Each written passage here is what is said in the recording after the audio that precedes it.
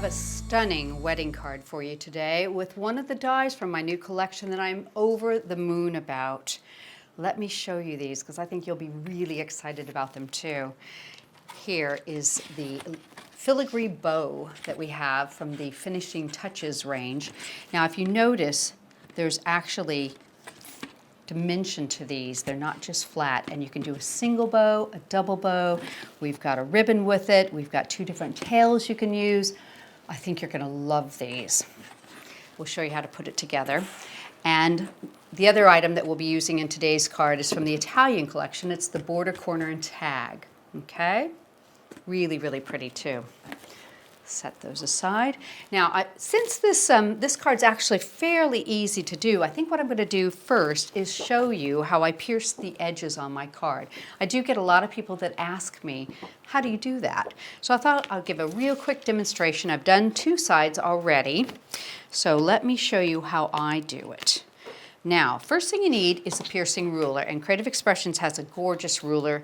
It's got the evenly spaced holes on it that are just perfect for what you need.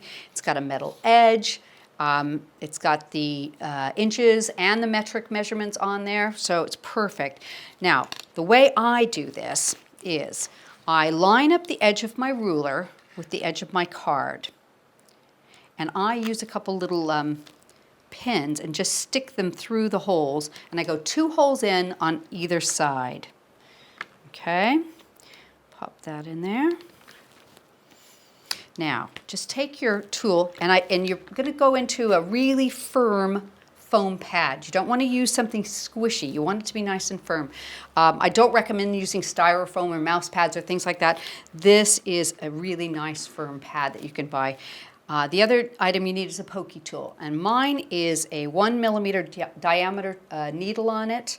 It's gold handled. You can buy it at any craft store, and these will just go through each hole, and I hold the ruler as I go, working my way across, just poking it through each of the holes. Now if I need to move my hands, I usually leave the needle in there so it keeps it a little more steady. And just hold it down nice and tight so it's not moving around. And work your way across. And then as I get closer to this, you can remove that if you need to. Get it out of your way.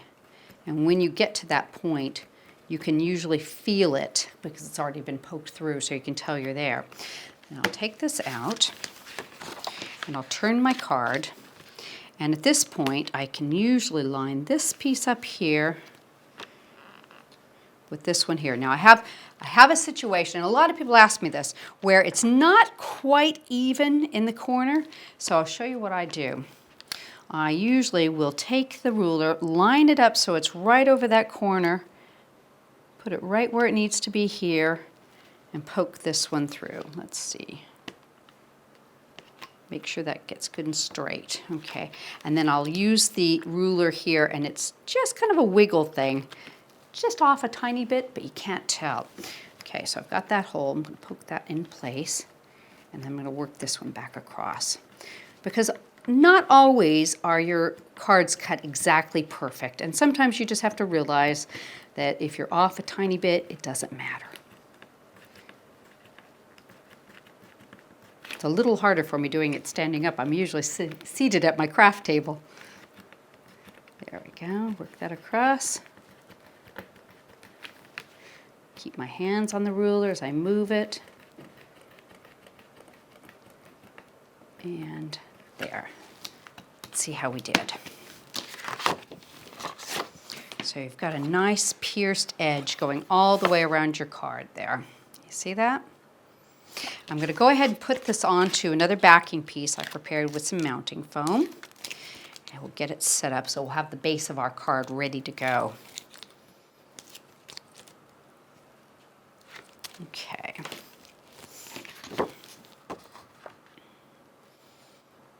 Right, okay. set that aside for now. Now, let me show you this bow. It is gorgeous. So I've got a larger piece, a smaller piece. There's actually a ribbon if you want to use that as a border. There's a little tie piece, and then there's your choice of ends. For this particular card, I've decided to use the ends that go down. I'm going to use the large one, the small one, and the tie, okay? Because it's filigree, I'm going to use a bit of wax paper. Let's get our plates ready. And we'll get it all set up. So I'm going to pop that one on there. Put that one on there. There we go. And that should be okay. Make sure it's not going to move. Get a hold of it. And run it through the grand caliper.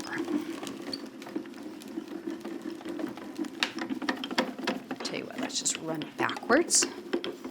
See if we can get all that detail to cut.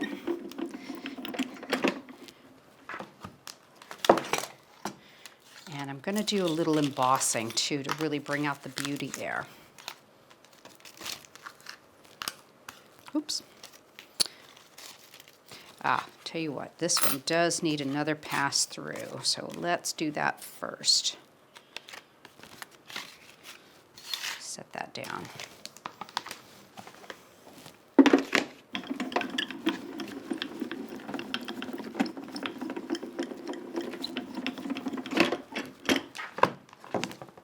That looks good. Okay, pop those back on there. I might need one more on that, but let's see. Sometimes when you run them through to emboss, you can pick that last little bit of detail up without any problem. Pop that down like that. And my embossing plate. Since we're going to emboss anyways, there's nothing lost there, so let's just see how we do.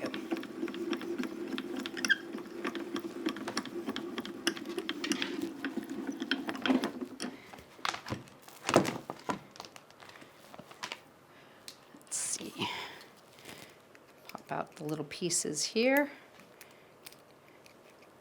Get a hold of that. That looks like it's cut beautifully. Okay, get out of there. This one looks like it's cut okay. Let's just see if we can get all these pieces to come out before we take it out. Yeah, I think we're good. And pop that through. Couple more poke outs, take off your wax paper, and this one, let's see if we got that little guy to cut okay.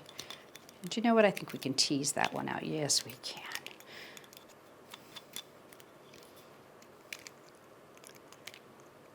Beautiful detail on these, they're so pretty. Okay, take this one out. And let's pop those last little bits out of the way here. Okay.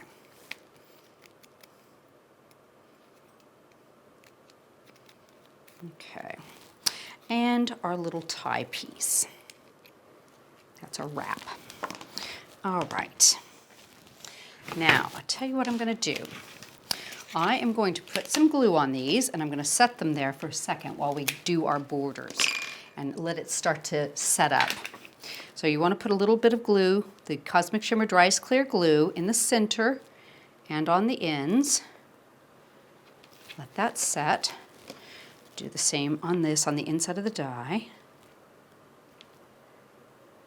Let that set. And I'll put, oop, I missed a little spot there. There he is. I'll put a little bit right here. And let me get the wax paper off at the top of this one. There we go. And I'll give this a little bit of bending. Since it's small, there's not much to hold on to, so put the glue right in the center there. Okay, so set those there for the moment. Now, what I've gone ahead and done ahead of time is I've cut 2 of the borders from the Italian collection, and you can see they're really gorgeous. They cut beautifully too. So I'm going to take the piece that I've already stamped my sentiment. This is from the Bold Sentiment collection of Creative Expression stamps, and I've done a couple little, just little score lines, just kind of put more focus to that area. And I'm going to glue these into place. So put a bit of glue right down the edge of this. Put it on this one too, and we'll get it start to set up a bit. There we go. And pop this one into place, and then we're going to trim off the excess. So get it right up to the edge there, about like that. Take this one, and we're going to overlap it just slightly. There's some embossed dots on there that are really pretty, and you can just line those up so you just see one set of them. Like that. Give that a little second to glue, and then I'm going to just trim the excess off.